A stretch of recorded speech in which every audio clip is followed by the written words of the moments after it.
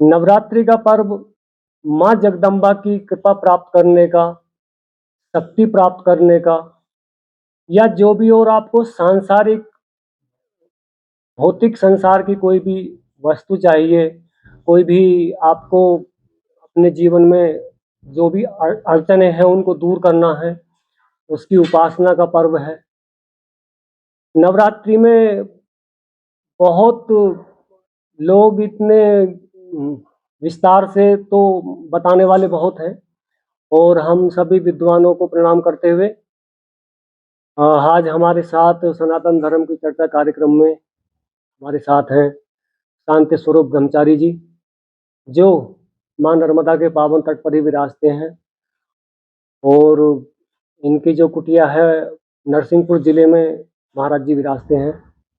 महाराज जी ने पूरा भारत भ्रमण किया है।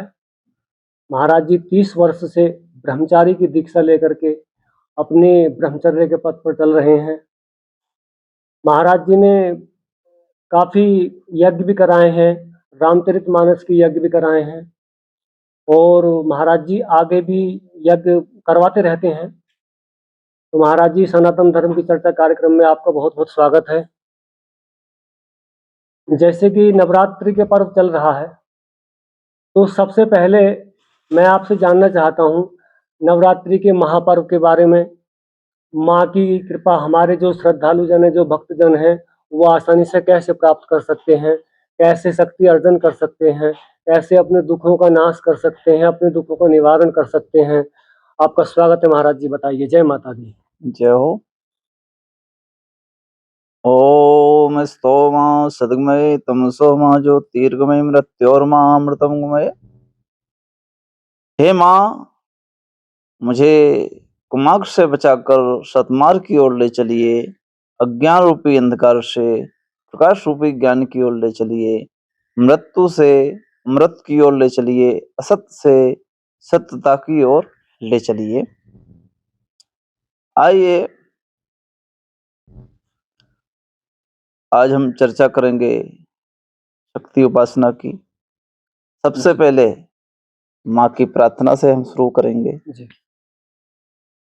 प्रार्थना में इतनी शक्ति होती है। सर्वप्रथम जो भी साधक, जो भी भक्त किसी भी देवी देवता की आराधना करता है, उपासना करता है, जप तप करता है, तो इसमें विशेष महत्व है प्रार्थना का। जी। यदि प्रार्थना सच्चे हृदय से आपने किए तो प्रार्थना इसमें सर्वोपरि मानी गई।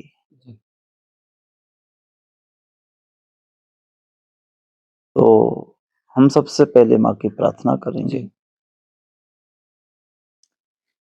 हे मातु अम्बे करुणा विलंबे, लगाऊं मैं आशा दरस दो तुम्हारे।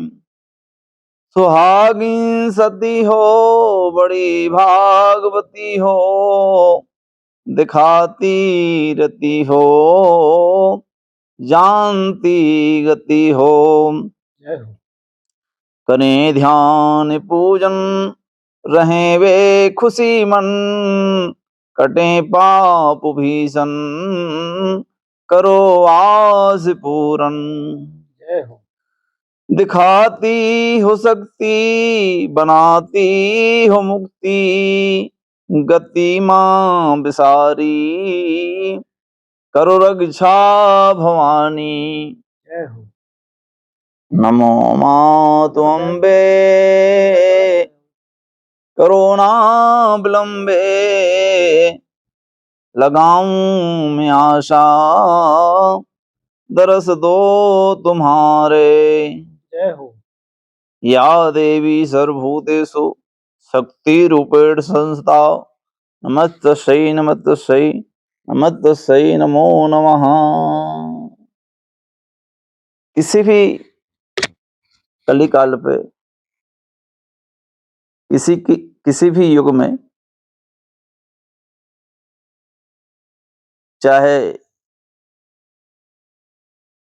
देवी देवता रहा जी, या राक्षस रहा जी, या मानव रहा, जी, उसको शक्ति की जरूरत पड़ी। जी, इसलिए शक्ति अर्जित करने के लिए जी, शक्ति की उपासना सर्वोपरि मानी गई। जी, जिस प्रकार हम किसी भी चीज में हमको विजय पाना है, जी, विजय कैसे पा सकते हैं आप? शक्ति चाहिए उसके लिए। शक्ति चाहिए। जी, युद्ध के मैदान में जाओगे तो बल की शक्ति चाहिए। जी, मान लो आप किसी भी विषय में जाइए, आपको शक्ति की जरूरत पड़ेगी। जी, इसलिए कहा गया है कि शक्ति के बगैर सब अधूरा है। जी, शक्तिहीन पुरुष या स्त्री या भक्त या साधक यदि वो शक्तिहीन है तो वो अपने जीवन में कुछ भी नहीं कर सकता है। जी, उसको शक्ति की जरूरत पड़ती है। जी, इसलिए नवरात्रि का पर्व चल रहा है। जी, तो जीवन काल में हमारे जीवन में शक्ति की बहुत ही आवश्यकता है, बहुत ही जरूरी है। जी, हाँ, इसलिए शक्ति पाने के लिए ये नवरात्रि का विशेष पर्व है। इसमें जो शक्ति उपासक है, देवी उपासक है, वो अपने इष्ट के द्वारा, चाहे वो इष्ट देवता हो या इष्ट देवी हो, जी, उसके द्वारा उपासना साधना पाठ करके वो अपनी शक्ति को अर्जित करता है। जी, जब वो शक्ति अर्जित हो जाती है तो उसका जो जीवन जीने का जो ढंग है जी, वो बहुत आसान हो जाता है जी, जीवन में, क्योंकि जीवन तो हर कोई जीता है, जी, मगर जीवन जीने की कला जिसके पास है जी, उसके जीवन में कोई कमी नहीं आ सकती है। जी, यही जीवन जीने की कला सर्वश्रेष्ठ मानी गई है। और इस कलयुग में जगत जननी जगदम्बा, जगत की रक्षा करने वाली, जी, जगत का पालन करने वाली, जी, जगत का कल्याण करने वाली जी, यदि इस युग में है तो वो है मां शक्ति, जी, जगत जननी। इसलिए मां का दर्जा किसी भी युग में सर्वश्रेष्ठ माना गया है। जी, चाहे फिर वो जन्म देने वाली मां हो जी, या जगत का कल्याण करने वाली मां हो, जी, मां का दर्जा बहुत उच्च श्रेणी का माना गया है। इसलिए नवरात्रि में विशेष रूप से मां की शक्तियां जागृत रहती हैं। जी, इसलिए नवरात्रि में विशेष भक्त या साधक मां की आराधना उपासना करते हैं। और मां की आराधना बहुत सरल है, सब भाव होना चाहिए। जी, भावना में भाव है सो भाव से बेड़ा पार है, जी, ऐसा कहा गया है। जी, भाव प्रधान माना गया है। कोई भी उपासना का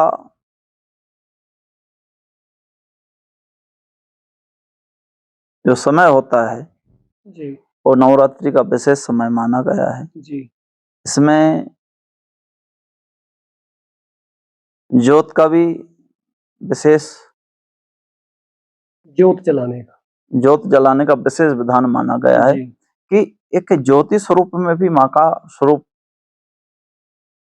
जैसे ज्वालामुखी, जी, ज्वाला देवी, जी, तो जहां पे ज्वाला का प्रकाश होता है वहां पे अंधकार नष्ट हो जाता है। जी, इसलिए ज्योत जलाने का विधान भी माना गया है कि नवरात्रि में भक्त लोग 9 दिन के लिए जी, जो अखंड ज्योत जलाते हैं। अखंड ज्योत जी, जलाते हैं। वो हमारे जीवन में ये दर्शाती है अखंड ज्योत कि हमारा जो अंदर का अंधकार है जी, वो प्रकाशमय हो जाए। जी, जिस परिवार में, जिस घर में, जिस स्थान में हम रहते हैं वो जी, प्रकाशमय हो जाए। मतलब ज्वाला का इतना प्रभाव होता है, जी, ज्योति का इतना प्रभाव होता है। और ज्योत जलाने से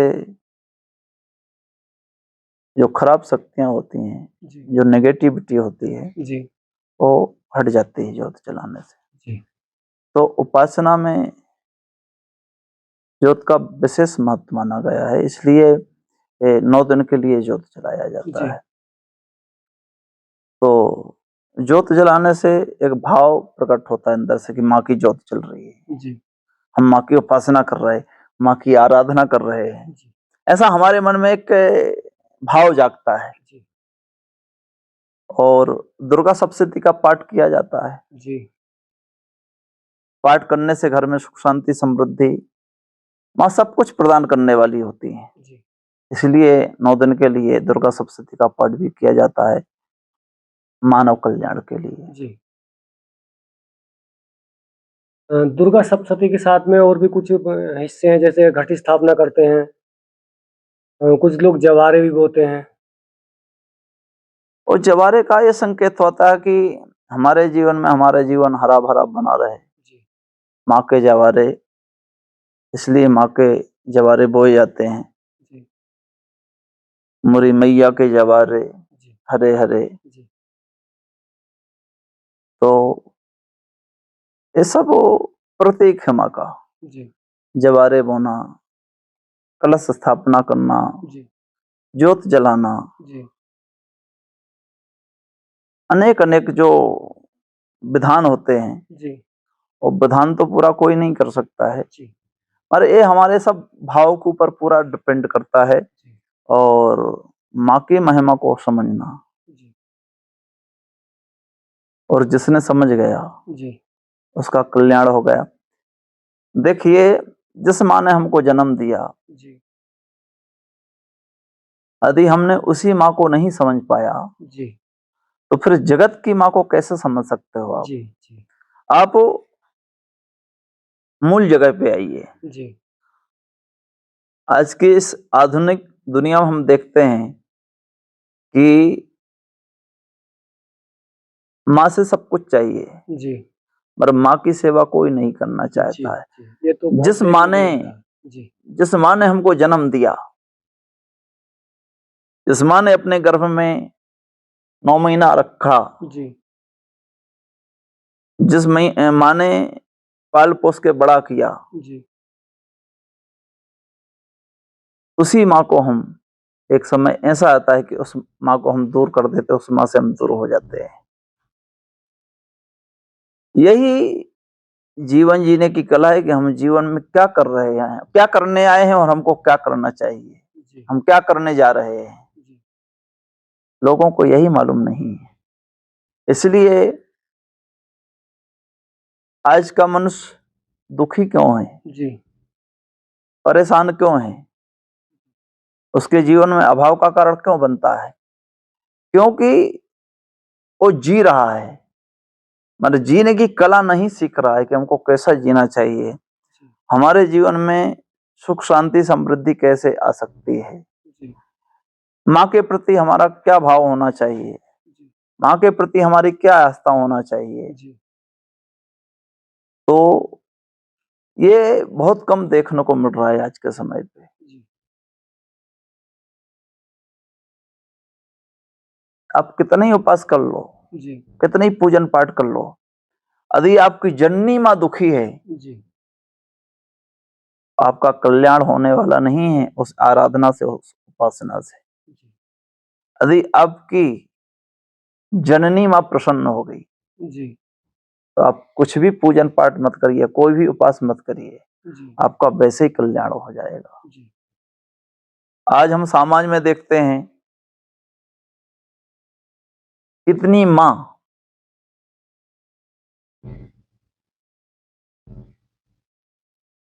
कहाँ पे छोड़ के आते हैं? जो बड़े-बड़े वृद्धाश्रम बना रखे हैं लोगों ने, उनमें छोड़ के आ रहे हैं आजकल। या तो वो गाँव में परेशान रहती हैं, जहाँ भी रहते हैं गाँव शहर में, या तो वो घर में बहुत परेशान रहती हैं, या फिर जो कुछ ऐसे सामर्थ्यशाली से लोग हैं, जिनको पढ़े-लिखे लोग कहते हैं आज के ज़माने में, वो अपने माँ हो, बाप हो, उनको वृद्धाश्रम छोड़ जाते हैं। अब आप विचार करिए इस विषय पे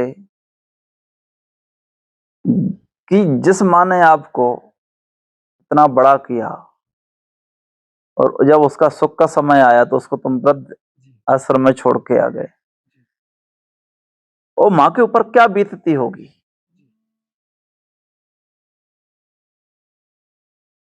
उस माँ के ऊपर क्या बीतती होगी, इसमें कोई विचार किया? लोग सोचते ही नहीं है इस बारे में तो।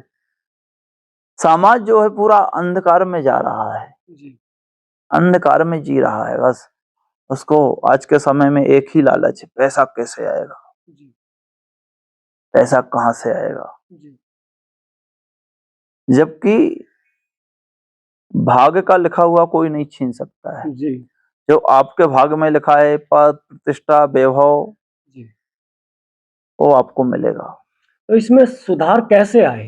क्या ऐसा किया जाए, क्या ऐसा समाज में एक विचारधारा लाई जाए कि समाज में, जैसे आपने बताया कि बहुत ही दुःख की बात है कि लोग जगजननी माता के जो नवरात्रि इत्यादि आते हैं तो बड़े-बड़े आयोजन करते हैं, बड़े-बड़े यज्ञ भी कर रहे हैं। लेकिन ठीक है कर रहे हैं, उसमें जैसे आपने बताया कि घर की माता परेशान रहती है, तो सुधार कैसे आना चाहिए इसमें? जो बुद्धिजीवी है, जी, इतना अध्ययन किया, जी, इतना पढ़ा और उससे, उस अध्ययन से उसने ये नहीं सीखा कि हमको सेवा कैसी करनी है, माता पिता की सेवा कैसी करनी है, जी, परिवार में हमको कैसे रहना है, जी, किस व्यवहार से रहना है। जी, यही ढंग यदि उसने नहीं सीख पाया जी, तो फिर वो जीवन में क्या सीख सकता है, उसको कैसे सिखाया जा सकता है। जी, इसलिए सिखाने की बात आती है तो धर्म गुरुओं का सानिध्य लेना चाहिए, साधु संतों का सानिध्य लेना चाहिए, जी, उनकी शरण में जाना चाहिए। जी, गुरु ही एक ऐसी महान शक्ति है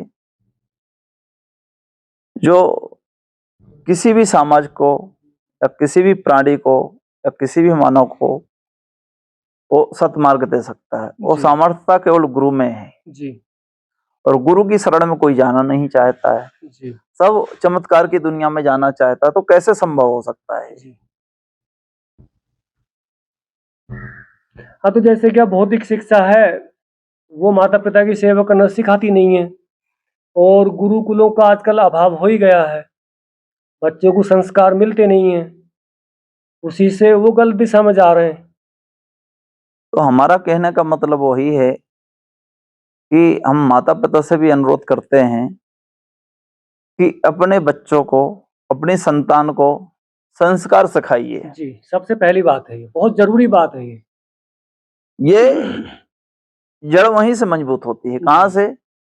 संस्कार से। जी, यदि आपने सही संस्कार दिया है तो आपके जीवन में कभी संकट नहीं आ सकता।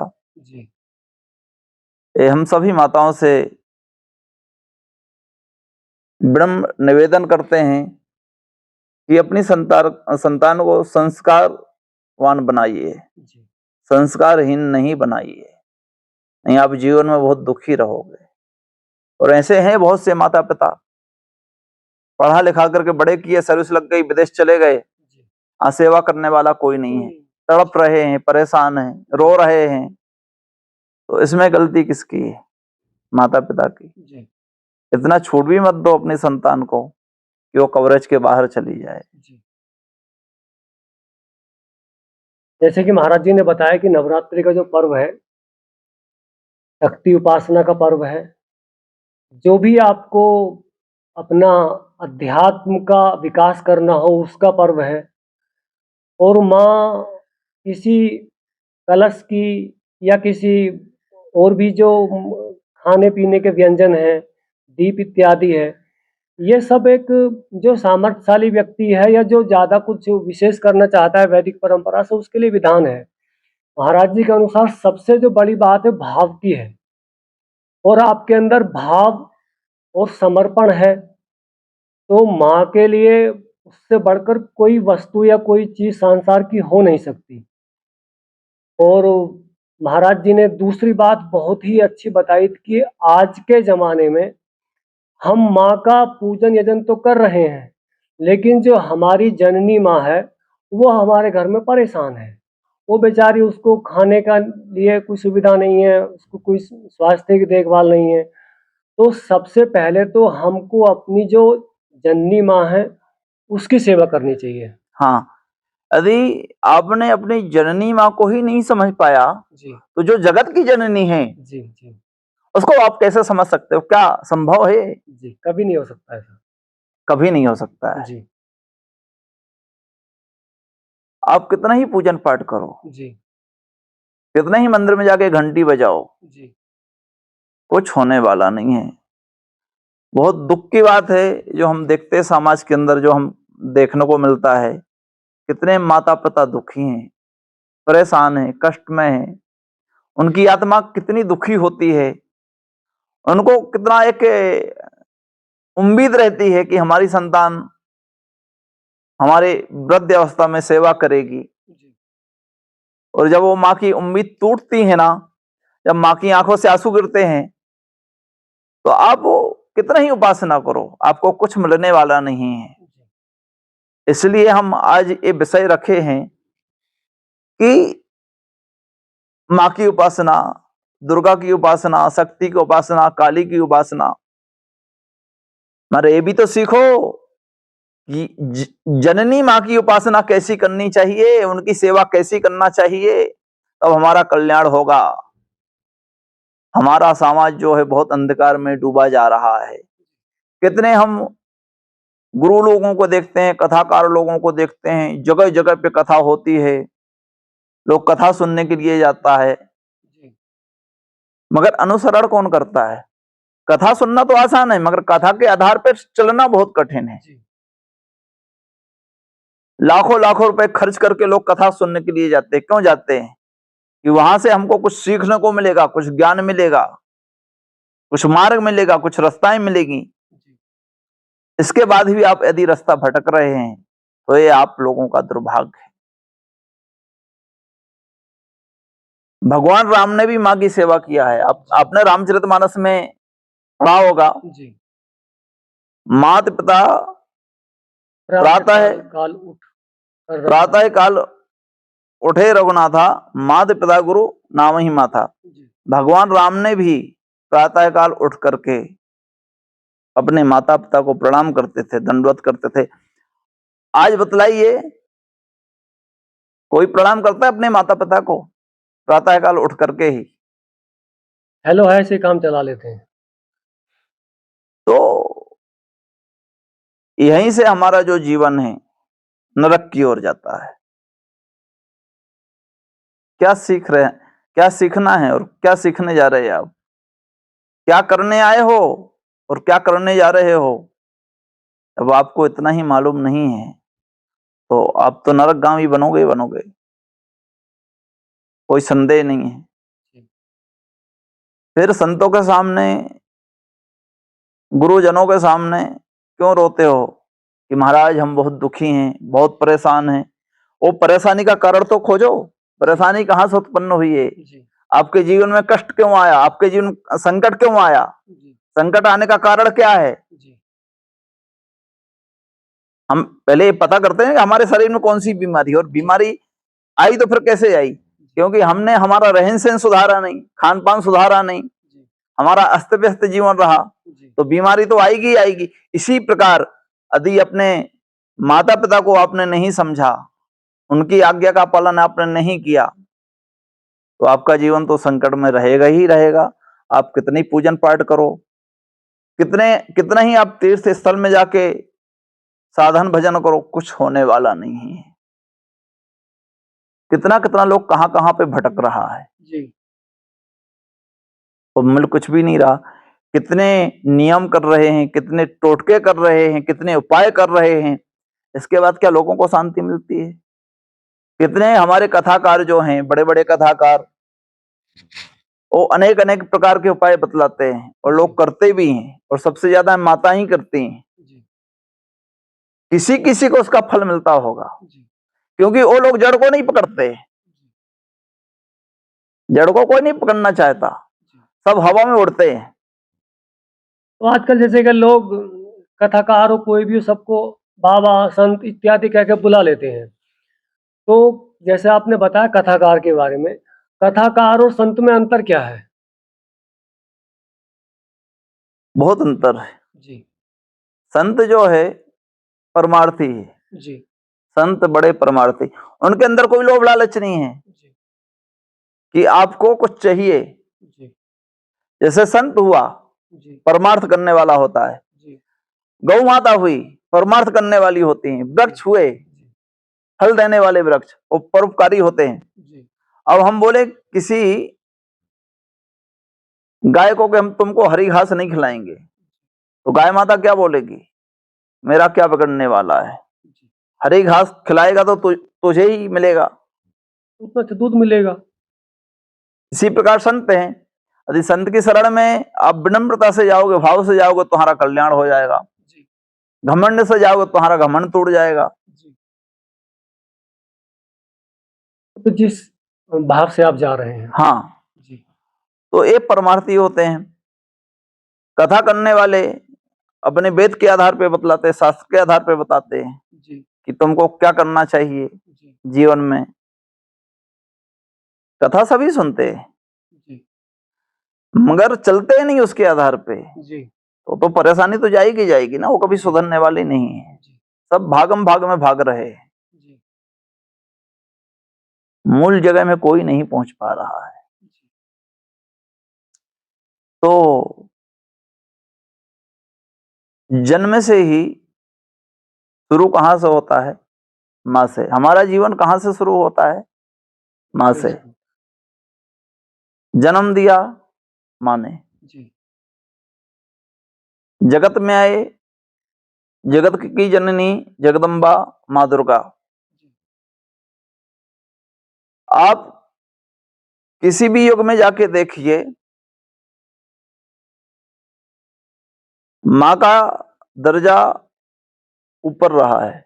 जी जैसे आप माता सीता जब अशोक वाटिका में पहुंची थी, जी तो हनुमान जी ने भी निवेदन किया था जी कि माँ मुझे भूख लगी है, जी कुछ खाने को।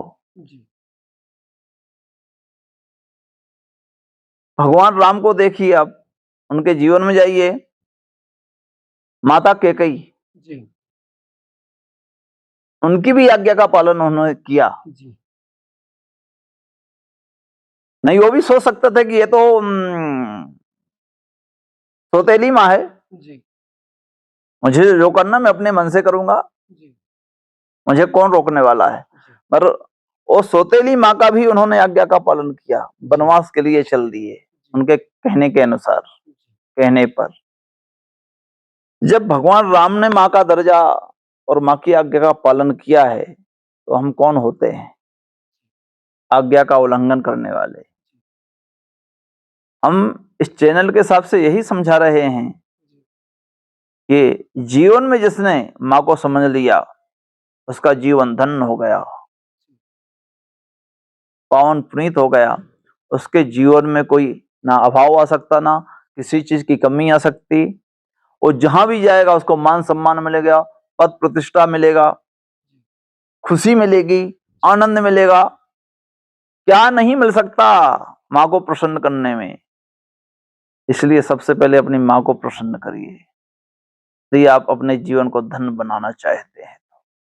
जैसे कि महाराज जी ने बताया कि अब नवरात्रि मनाइए, बहुत अच्छे से मनाइए, बहुत श्रद्धा और भक्ति के साथ मनाइए, बहुत समर्पण और विश्वास के साथ मनाइए, बहुत ही अच्छे से मनाइए। जितने अच्छे से आप मना सकते हैं उतने अच्छे से मनाइए। लेकिन शर्त महाराज जी ने बताया कि अपनी जो जगत, जो अपनी जननी है, स्वयं की जननी है, उसकी भी पूरी देखभाल कीजिए, उसकी भी सेवा कीजिए। आप जब अपनी जननी को मना पाएंगे तभी आप जगत जननी को मना सकते हैं और जगत जननी माँ प्रसन्न हो सकती प्रसन्न हो है। सकती है।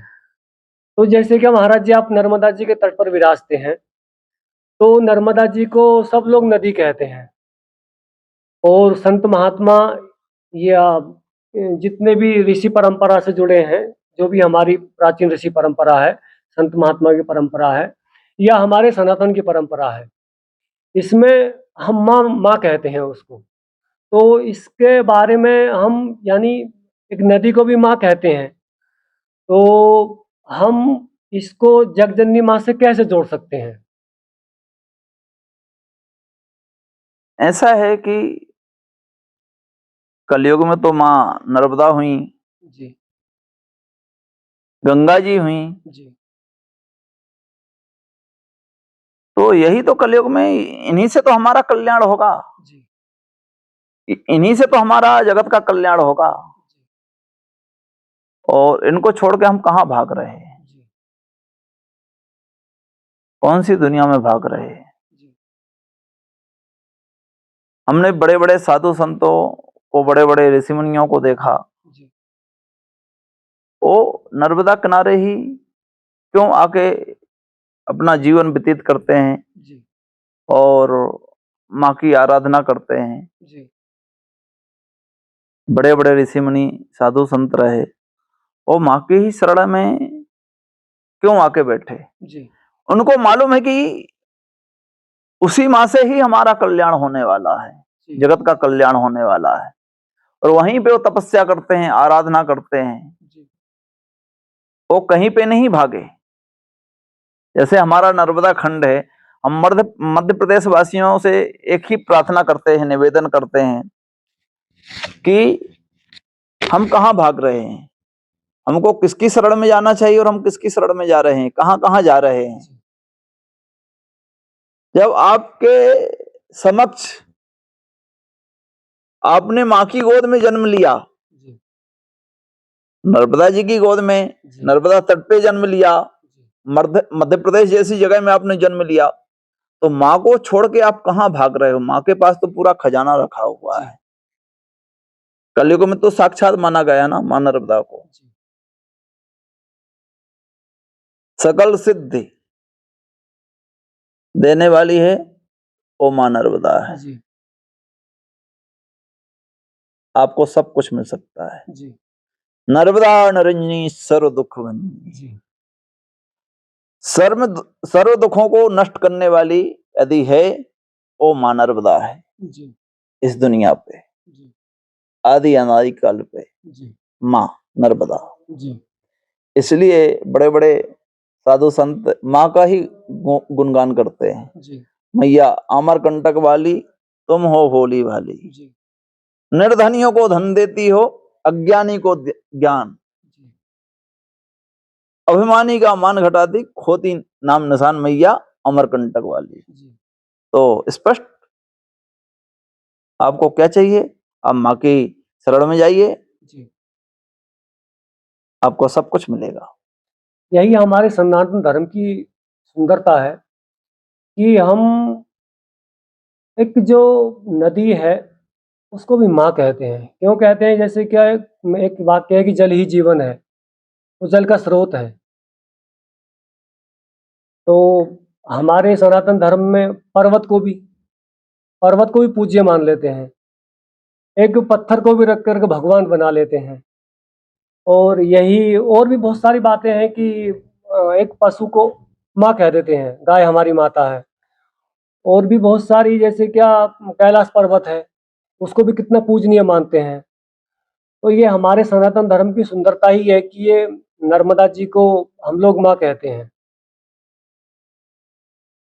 तो धर्म के बिना तो सब अधूरा है ना। हम धर्म की रक्षा करेंगे जी, तो धर्म हमारी रक्षा करेगा। जी,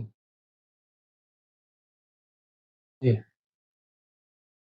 धर्म की रक्षा यदि हम करेंगे तो धर्म हमारी रक्षा करेगा। जी, यदि हमने धर्म को ही नहीं बचा पाया तो धर्म क्या हमको बचाएगा। जी, अंत समय सब कुछ छूट जाएगा, जी, सब कुछ छूट जाता है। दुनिया दुनियादारी छूट जाती है, संसार छूट जाता है, परिवार छूट जाता है, समाज छूट जाता है, जी पर धर्म नहीं छूटता। धर्म ही मनुष्य के साथ में जाता है। जी तो ऐसी चीज पकड़िए जो हमारा इस जन्म में भी कल्याण करे और यहाँ से जाने के बाद उस जन्म में भी कल्याण करे। वो केवल एक ही धर्म,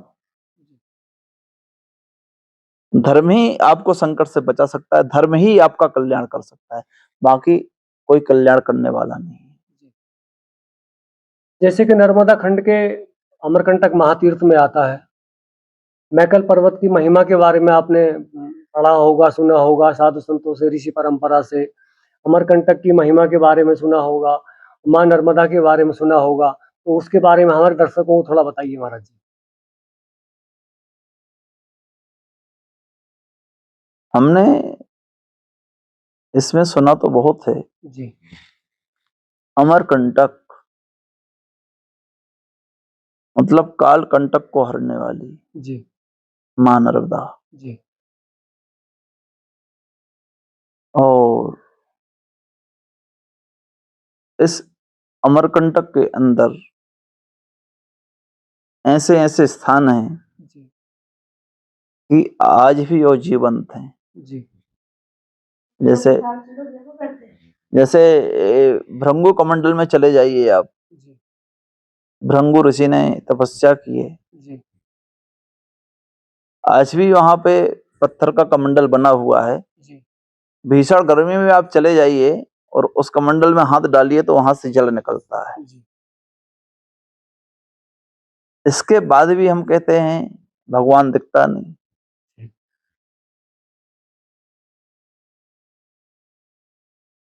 ये हमारा विश्वास ही नहीं है जी कि भगवान है, ईश्वर है, माँ है। ये सब बड़ी बड़ी अनुभूति होती हैं जी इस अमरकंटक पे। जैसे चंडी गुफा है, आज भी बताया जाता है कि वहां पे चंडी माता साक्षात है जी और बहुत कठिनाइयों से नीचे उतरना पड़ता है। जी और हमको उस गुफा में रात रुकने का भी सौभाग्य प्राप्त हुआ। जी वहां रुकने से बहुत अनुभूति होती, मगर वहां पे एक विशेषता है कि वहां सो नहीं सकते आप। बड़े बड़े सर्प निकल के आ जाएं, क्या अजगर निकल के आ जाएं, हाँ, ये हमने वहां प्रत्यक्ष में देखा है। तो वहां लाइट भी नहीं है, जैसे दीपक जला करके, जी अग्नि जला करके जी रात तो गुजारना पड़ता है। यदि कोई साधक साधना करना चाहता है तो वहां पे जाके साधना करता है वो। जी हाँ, तो एक अनुभूति होती है कि वहां चंडी माँ साक्षात हैं। जी और एक घटना हम बताते हैं आपको।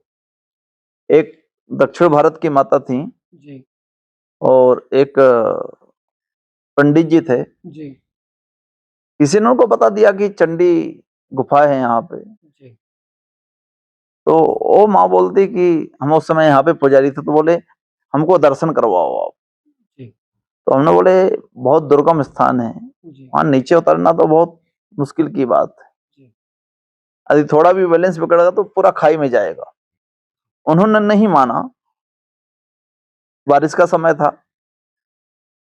और उनकी संकल्प शक्ति इतनी मजबूत थी कि पूछो मत। संकल्प शक्ति के आगे तो पर्वतों को हाँ, झुकना असंभव पड़ता ही संभव हो जाता है। है। जी बहुत कष्ट से हम नीचे उतरे। जी उस समय वहां पे कोई भी नहीं था जी और जैसे ही हम नीचे जाकर के और गुफा के सामने पहुंचते हैं जी तो एक इतनी गर्जना सुनाई पड़ी हमको, शेर की गर्जना अंदर से, कि पूरा धाड़ने की आवाज आई। जी और ऐसी आवाज आई कि हम लोग 3 लोग थे तो कितना पड़ा आपको? नहीं, आंख बंद हो गई, लिपट गए आपस पे। यानी एकदम अचानक हो तो हाँ, भय तो एकदम लगता ही है, साइलेंट हो गए, भय हो जाता है। इतने भयभीत हो गए। और जी हम धीरे धीरे धीरे पीछे होकर के रिटर्न हो गए। तो ये हमने वहां की महिमा देखी। जी उस समय पे, जी, आज से 25 साल पहले की बात है जी, ये जो घटना घटी थी। तो हमको महसूस हुआ कि यहाँ पे साक्षात चंडी देवी का वास है। हाँ, ये तो मैकल पर्वत पे जो पावन पुनीत अमरकंटक है, जो माँ नर्मदा का उद्गम स्थल है, और यहाँ कई सारे तीर्थ हैं। जालेश्वर है, महाराज जी ने बताया, भृगु कमंडल है, चंडी गुफा है, माई की बगिया है, माई का माई का मंडप है। मंडप है, इत्यादि इत्यादि कई सारे तीर्थ हैं। इसके बाद में महाराज जी जब हम नीचे जाते हैं तो एक महातीर्थ पड़ता है ओंकारेश्वर। उसकी महिमा के बारे में आपने भी सुना होगा, हमने भी सुना है, लेकिन आपने भी पढ़ा होगा, सुना होगा, आपने कुछ अलग पढ़ा होगा, अलग सुना होगा।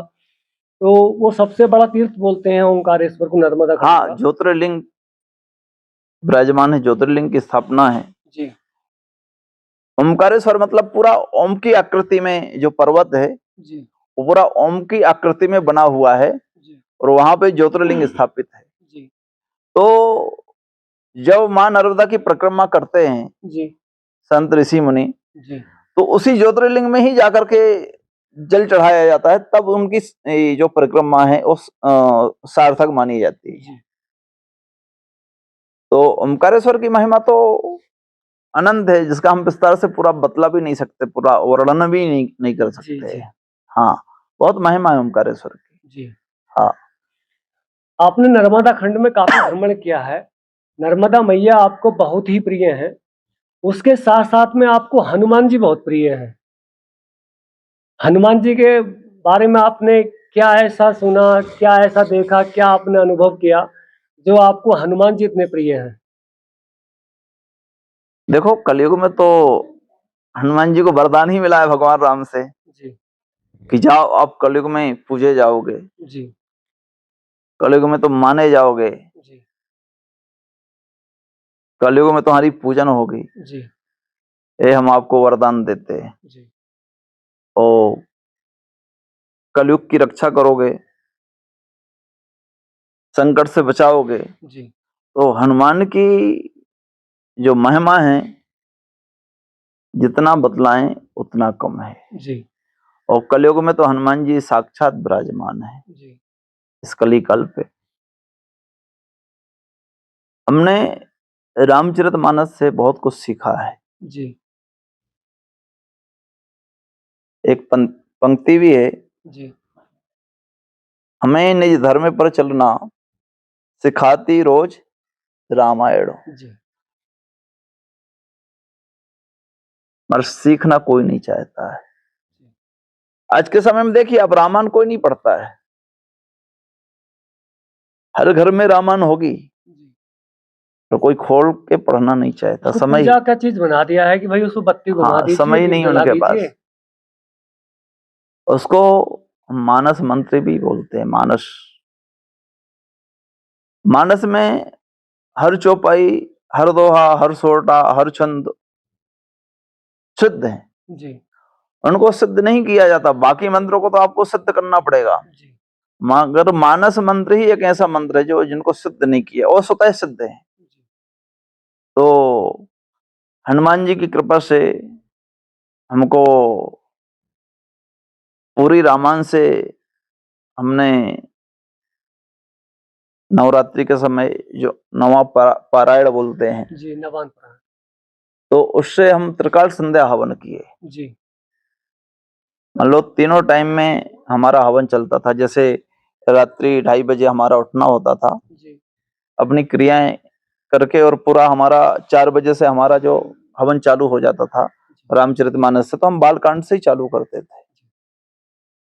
तो जैसे 70 दोहे, जी, 80 दोहे, ऐसा अनुमान के हिसाब से एक टाइम पे। जी, तो ये हमारा भोर के समय में 4 बजे से 6-7 बजे तक ये चलता था। जी, फिर चलता था मध्याह्न कालीन पे, जी, दोपहर के समय। फिर चलता था शाम के समय में, मतलब तीनों संध्याओं में हमारा हवन चलता था। जी, तो 9 दिन में हमारा पूरा रामचरितमानस का पूरा हवन हो जाता था। जी, तो उसको हम मानस यज्ञ बोलते हैं। जी, और ये मानस यज्ञ हमने 11 बार कर चुके हैं। जी, तो हमको तो बहुत अनुभव हुआ रामचरितमानस से। बहुत कुछ हमको सीखने को भी मिला। जी, जीवन जीने की, सीखने की कला भी हमको मानस से ही प्राप्त हुई। जी, कोई भी यदि हनुमान जी को खुश करना चाहता है, प्रसन्न करना चाहता है, उनकी कृपा पाना चाहता है, जी, तो रामचरितमानस का शरण लेना चाहिए। जी, हाँ, और हनुमान जी तो राम नाम के आतुर है ना। जी, उनके सामने आप जितना राम नाम का गुणगान करेंगे, वो आपके ऊपर उतना ही प्रसन्न होंगे। जी। जैसे कि नवरात्रि का पावन पर्व चल रहा है, माँ का उपासना का पर्व है, इसमें हम हनुमान जी को कैसे मनाएं जिससे कि जो हमारे भक्त हैं, जो श्रद्धालु हैं, उनको हनुमान जी की कृपा प्राप्त हो या हनुमान जी उनसे शीघ्र प्रसन्न हो। देखो, हनुमान जी के साथ साथ तो उसमें दुर्गा सप्तशती का भी दिया है। जी, अब बालकांड में आपने पढ़ा होगा, जय जय गिरिवर राज किशोरी, जय महेश मुख चंद्र चकोरी, जय गज बदनो सडानन माता, जगती जननी दामिनी दुति गाता। तो ये तो रामचरितमानस में भी माँ का जो गुणगान किया है, जी, वो तो मानस के अंदर भी है, और कोई समझ ही नहीं सकता कि उसमें दुर्गा सप्तशती है मानस में। जी, सारा ब्रह्मांड मानस में समाया हुआ है। जी, पूरा यदि जो कुछ पंक्तियां हैं उस पे, यदि उसका वो पूरा पाठ कर लिया जाए उसका, जी। तो पूरा दुर्गा सप्तशती हो जाती है। उसको दुर्गा सप्तशती पढ़ने की जरूरत नहीं पड़ती है। जैसे क्या हनुमान जी को मनाने के लिए कुछ लोग हनुमान चालीसे का सहारा लेते हैं, कुछ लोग सुंदरकांड का पाठ करते हैं। तो इसमें इसका क्या करना चाहिए कि सुंदरकांड से क्या है या चालीसे में कुछ अंतर है कि एक ही बात है? ये अलग अलग हमारा जो उद्देश्य होता है जी, कि वो भक्त किस कामना को लेके कर रहा है, जी, आपको क्या चाहिए। जी, यदि आपको सब्जी पसंद है तो आप सब्जी ही पाओगे, जी, किसी को दाल पसंद तो दाल ही पाएगा। जी, तो इसी प्रकार जो कामना होती है कि हमारे जीवन में हमको क्या चाहिए, जी, उस हिसाब से वो उपासना करता है, आराधना करता है। जैसे सुंदरकांड, अधिकतर लोग जी, सुंदरकांड का ज्यादा चलता है जी, कि सुंदरकांड करने से हमारे काम बन जाते हैं। जी, सुंदरकांड करने से काम नहीं बनते हैं, जी, सुंदरकांड का पाठ करने से हमारा जीवन ही सुंदर बन जाता जी, है। हम हर चीज को काम से क्यों लेते हैं, जी, किसी भी प्रलोभन से क्यों लेते हैं, जी, किसी भी स्वार्थ से हम क्यों जोड़ते हैं। जी, आप निस्वार्थ भाव से भक्ति करिए, जी, निस्वार्थ भाव से पूजन पाठ करिए, आपको सब मिलेगा। जी, बिन मांगे मोती मिले, मांगे मिले ना भाई। मांगने से किसी को कुछ नहीं मिलता है। जी, आप भिखारी हो क्या? भिखारी नहीं हो, जी, आप याचक हो। याचना करिए, भगवान से प्रार्थना करिए, जी, भगवान का गुणगान करिए, जी, आपको सब कुछ मिल जाएगा। जी, तो सुंदरकांड का पाठ करने से आपका जीवन सुंदर बन जाता है। जी, और सुंदरकांड से बहुत सी बातें जुड़ी हैं। जी, यदि 108 पाठ कर लिया जाए सुंदरकांड का, जी, तो असंभव कार्य संभव हो जाता है। जो आपका काम नहीं बन रहा है, जी, वो काम बन जाएगा। जी, ऐसी उसकी महिमा है सुंदरकांड की। जी, और हर कांड में अलग अलग महत्व दिया गया है। जैसे हम लंका कांड, जी, यदि किसी को विजय चाहिए, जी, पद प्रतिष्ठा चाहिए, जी, तो आप लंका कांड का पाठ करिए। जी, लंका कांड जो कांड है वो विजय का कांड है, जी। विजय देने वाला कांड तो है। सातों कांडों का अलग-अलग बात है कि हाँ, बालकांड का ये है, अयोध्या हाँ, कांड का ये है। हाँ, लंका में विजय पाया जी, तो लंका कांड फेमस हुआ, जी, उसकी महिमा अलग है जी, लंका कांड की। जिसको विजय चाहना है तो लंका कांड को अपनाए। जी। किष्किंधा कांड है, यदि कोई काम नहीं बन रहा है जी। तो किष्किंधा कांड से हमने एक अनुभव किया है कि उसमें एक संपुट लगाया जाता है। जी। कवन सो काज कठिन जग माही, जो नहीं होए तात तुम पाही। हे हनुमान जी महाराज, ऐसा कौन सा कार्य है जो आपसे नहीं हो सकता है। जी। इसका संपुट लगा के यदि वो किष्किंधा कांड का पाठ करे तो उसका कार्य शीघ्र से शीघ्र ही बन जाएगा। जी। अलग अलग कांडों की अलग अलग महिमा है। जी। आप किसी भी कांड में चले जाइए, सारे कांड अच्छे हैं, जी। मगर अलग अलग महिमा है। आपको क्या चाहिए, जी। हमारा उद्देश्य क्या है। जी। आपको यदि कान का दर्द है तो कान का ही ट्रीटमेंट होगा, जी। तब कान ठीक होगा। जी। अब दर्द है कान में और इलाज चल रहा है पेट का, तो कैसे संभव हो सकता है। तो उपासना में भी अलग अलग महिमा बतलाई गई उसकी। और हनुमान जी से तो, हनुमान जी तो साक्षात भी किसी भक्त को, किसी साधक को दर्शन देते हैं। जैसे आपने अलग अलग कांडों की महिमा बताई, ऐसे हनुमान चालीसा की कोई ऐसे आपका कुछ नियम विधि हो, कुछ संख्या हो। हनुमान चालीसा तो मानस से पहले आया है ना। जी। और हनुमान चालीसा में हमने एक चीज देखा है जी। कि जो अपन श्री गणेश करते हैं और उसमें आता है श्री गुरु चरण सरोज रजे, जी। निज मन मुकुर सुधार, जी। बरनहु रघुवर विमल जसु, जो दायक फल चार। ये हनुमान चालीसा में नहीं है, जी। इसको जोड़ा गया है। ये कहाँ से लिया गया है। अब जिसने भी उसकी जो रचना किया जी। उसमें तो ये नहीं है, रचना में ये नहीं है, क्योंकि ये मानस में है, मानस से जोड़ा गया है। हम मानस से जोड़ा गया है। जी। जी। ये मानस से जोड़ा गया है। मूल हनुमान चालीसे में ये दोहा नहीं है। ये तो वहां नहीं है। बुद्धिहीन तन जाने के सुमरहु पवन कुमार, बल बुद्धि विद्या देव मोहि, हरहु कलेश विकार। जी। यहां से शुरू है। जी।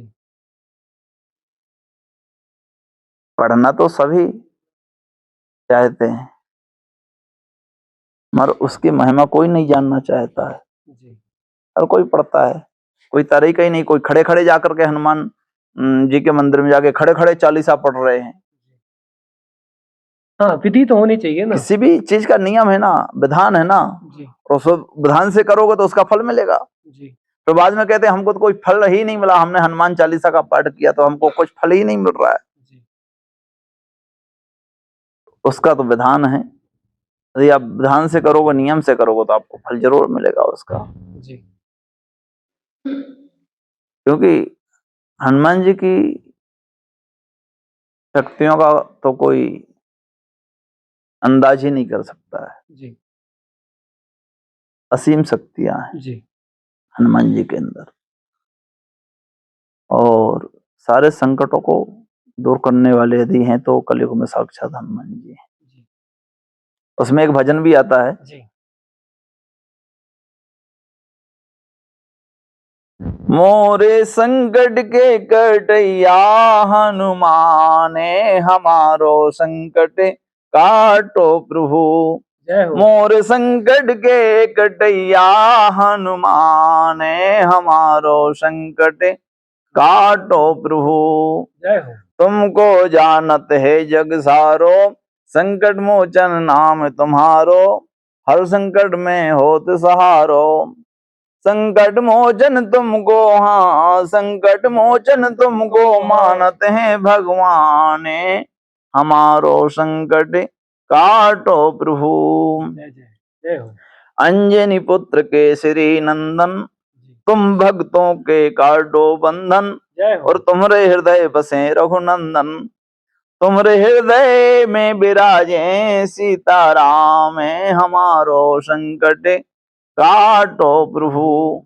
मोर संकट के कटैया हनुमान, हमारो संकट काटो प्रभु। रामचंद्र के काज संवारे, बड़े बड़े दानव दल मारे, दुष्ट जनों को तुम संहारे। जय जय। लक्ष्मण जी के तो बचाए तुमने प्राण, हमारो संकट काटो प्रभु। लक्ष्मण जी के तो बचाए तुमने प्राण, हमारो संकट काटो प्रभु। मोर संकट के कटैया हनुमान, हमारो संकट काटो प्रभु। रामचंद्र दशरथ कर जोरी, सुन लो प्रभुदा बिनती मोरी। मोरी लगी राम संग जोरी, सीताराम के प्यारे हनुमान, हमारो संकट काटो प्रभु। हनुमान जी किसके प्यारे हैं? राम जी के प्यारे हैं। सीताराम जी के प्यारे हैं। जी। सीताराम जी के प्यारे हनुमान, हमारो संकट काटो प्रभु। मोर संकट के कटैया हनुमान, हमारो संकट काटो प्रभु। यदि जीवन में संकट कटवाना है तो हनुमान जी के शरण में जाइए। हम हर भक्त से बोलते हैं कि हनुमान जी महाराज जो हैं भाव के भूखे हैं। जी। हनुमान जी महाराज किसी के ऊपर रुष्ट नहीं होते हैं। जी। हनुमान जी महाराज एक पवित्र और साधक देवता हैं। जी। हनुमान जी महाराज एक संत हैं। जी। संत के कलयुग में संत के रूप में है हनुमान जी महाराज। जी। साक्षात संत ही हैं और संत किसी पे रुष्ट नहीं होते हैं। जी। संत होते ही परमार्थ के लिए हैं। हाँ, संत दयालु, संत क्षमा करने वाले होते हैं। ये सुनने को आता ना, हनुमान जी क्षमा नहीं करते हैं। हाँ, कुछ लोग ऐसा कहते हैं। हनुमान जी का उपास करने से लोग पागल हो जाते हैं, ये धारणा बनी हुई लोगों के दिल दिमाग। जब महाराज जी कुछ लोग ये भी कहते हैं कि हनुमान जी की उपासना महिलाओं को नहीं करनी चाहिए, इसमें कितना सत्य है, कितना मिथ है, कितना असत्य है, आप अपने विचार बताएं। देखो, क्योंकि हनुमान जी महाराज ने तो माँ का दर्जा दिया, माता सीता वो भी तो स्त्री के रूप में थी। जी। तो माँ से हनुमान जी कैसे दूर हो सकते, कैसे रुष्ट हो सकते? जी। नहीं हो सकते, कभी नहीं हो सकते। मगर एक हर चीज में एक पवित्रता बरती गई है, चाहे स्त्री हो या पुरुष हो, वो पवित्रता से जाएगा तो उसके साथ उल्टा हो ही नहीं सकता है। जी। पवित्र भाव से जाइए, दूर से दर्शन करिए। माताओं के लिए है जी। कि वो छाया उन पे नहीं पड़ना चाहिए, क्योंकि कभी कभी माताएं अशुद्ध भी होती हैं। जी। तो अशुद्धता के कारण ये बताया गया है कि माताओं को माँ के मंदिर में नहीं जाना चाहिए, यानी जो उनका मासिक धर्म का समय होता हाँ है। तो अब माँ आप उस भाव से जाइए, आप दूर से दर्शन करिए। आप हनुमान चालीसा का पाठ भी कर सकते हो पवित्रता के साथ पे। जी। हाँ, उसमें ऐसा कहीं लिखा ही नहीं कि मान लो माताएं लोग, स्त्री लोग उसका हनुमान चालीसा का पाठ नहीं कर सकते। जी। उसमें लिखा ही है, जो यह पढ़े हनुमान चालीसा, कोई भी पढ़े, स्त्री पढ़े, पुरुष पढ़े, लड़का पढ़े, लड़की पढ़े, ज्ञानी पढ़े, अज्ञानी पढ़े, कोई भी पढ़े, जो यह पढ़े हनुमान चालीसा हो शुद्ध साखी गौरी सा। सीधा सीधा उसमें कहाँ लगा है कि स्त्री नहीं पढ़ सकती? सब पढ़ सकते हैं, मगर पवित्रता के साथ पे, भाव के साथ पे। घी का दीपक जला करके, आसन लगा करके, भगवान राम की आराधना करके आप पाठ करिए, आपको उसका फल मिलेगा। चारों युग प्रताप तुम्हारा, चारों युगों में हनुमान जी का प्रताप है, तब उन्हीं की महिमा है, तो उनकी महिमा का तो बखान करना चाहिए।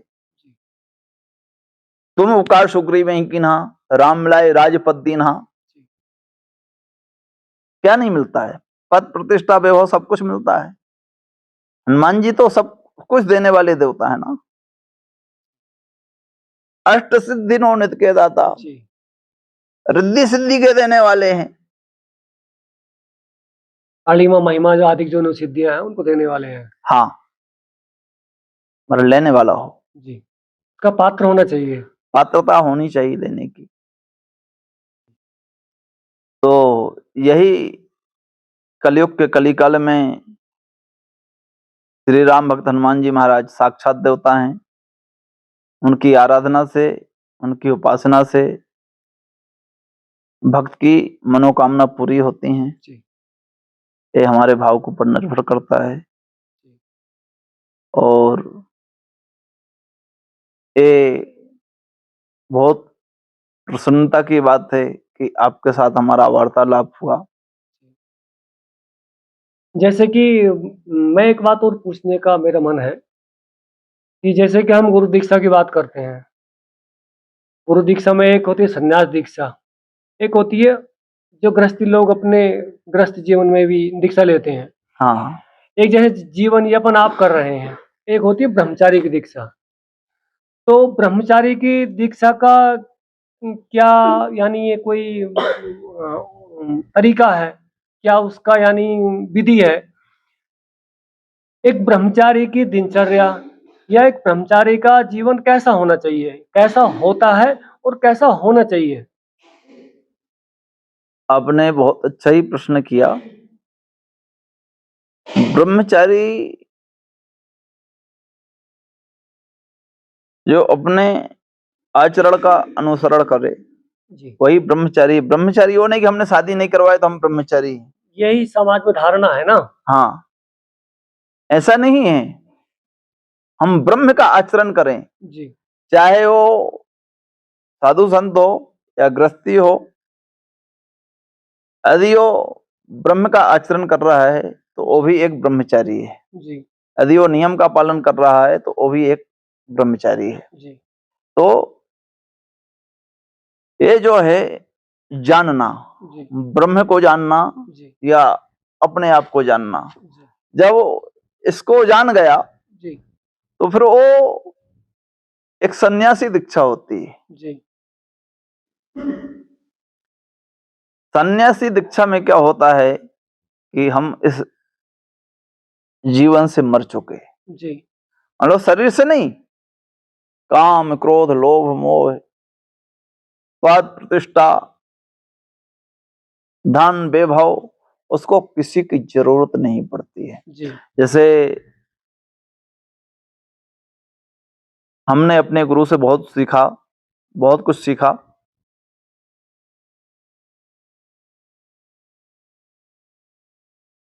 सब कुछ होने के बाद जी। उससे परे जी। ना उनको पद चाहिए, ना प्रतिष्ठा चाहिए, ना मान सम्मान चाहिए। ऐसा जीवन हमारे गुरुदेव ने जिया। जी। और इसके बारे में हम एक बहुत ही अच्छी बात बतलाते हैं। जो सन्यास होने के बाद एक सन्यासी का जो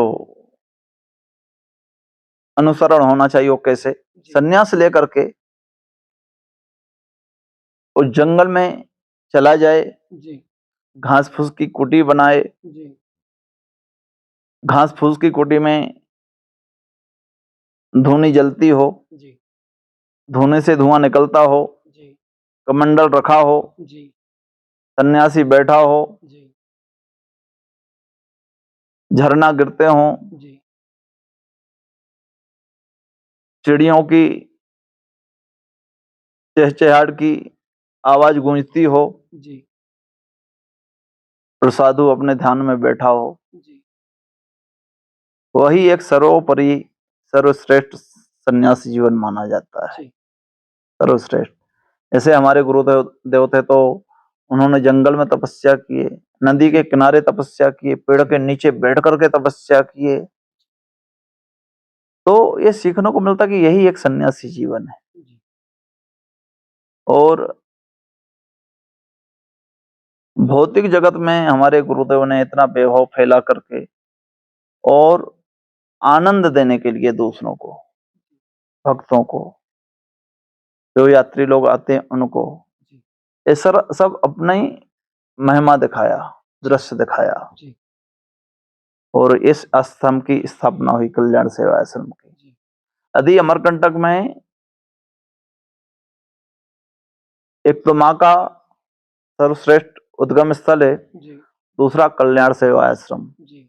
अमरकंटक पे। जी यदि जो भी नर्मदा कुंड के दर्शन करता, मैया के दर्शन करता, तो कल्याण आश्रम जरूर आएगा वो जी दर्शन करने के लिए, क्योंकि 97 से अखंड चंडी पाठ चल रहा है दुर्गा जी सप्तशती का। जी लोग तो 9 दिन नहीं करवा पाते हैं, इतने लंबे समय से चल रहा है। इतना लंबे समय से दुर्गा, तो यहाँ तो साक्षात चंडी देवी विराजमान ही है, इसमें कोई संदेह नहीं है। ये अनुभूति होती है और उनकी कृपा से सब असंभव संभव हो रहा है। बाबा जी की कृपा, हमारे गुरुदेव की कृपा सबके ऊपर बरस रही है, किसी चीज की कमी नहीं हमारे जीवन पे। ये हमारे गुरुदेव की असीम कृपा है हम लोगों को, सारे शिष्यों के ऊपर। यही देखने को मिला हमको, क्योंकि हमारे गुरुदेव खुद शक्ति उपासक हैं। जी मां नर्मदा ने उनको साक्षात दर्शन दिया। जी हमारे गुरुदेव के कमंडल से कभी खाली नहीं होता है, जितना निकालो उतना निकलते जाएगा। ये सब संतों की महिमा है। हाँ, यही तो महिमा है, असीम महिमा है। तो वार्तालाप तो बड़े ही सौभाग्य की बात है कि महाराज जी ने हमारे साथ चर्चा के लिए समय निकाला।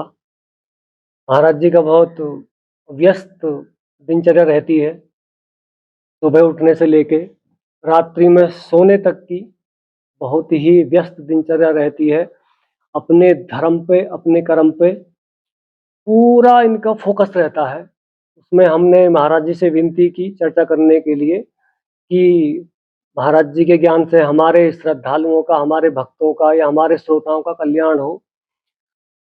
तो महाराज जी आपका हमारे सनातन धर्म की चर्चा कार्यक्रम में समय निकालने के लिए, हमारे भक्तों को, हमारे श्रद्धालु जनों को इतने ज्ञान की बात बताने के लिए, माँ की महिमा बताने के लिए, नर्मदा माँ की महिमा बताने के लिए, हनुमान जी की महिमा बताने के लिए, राम जी की महिमा बताने के लिए, सदगुरुदेव की महिमा बताने के लिए आपका बहुत बहुत धन्यवाद, बहुत बहुत आभार। माँ नर्मदा की, माँ भवानी की सब भक्तों पर कृपा बरसती रहे, दया दृष्टि बनी रहे। इन्हीं शुभ आशीर्वचनों के साथ में हम अपने कार्यक्रम का समापन करते हैं, अपने वचन को विराम देते हैं। सबको जय माता दी, नर्मदे हर।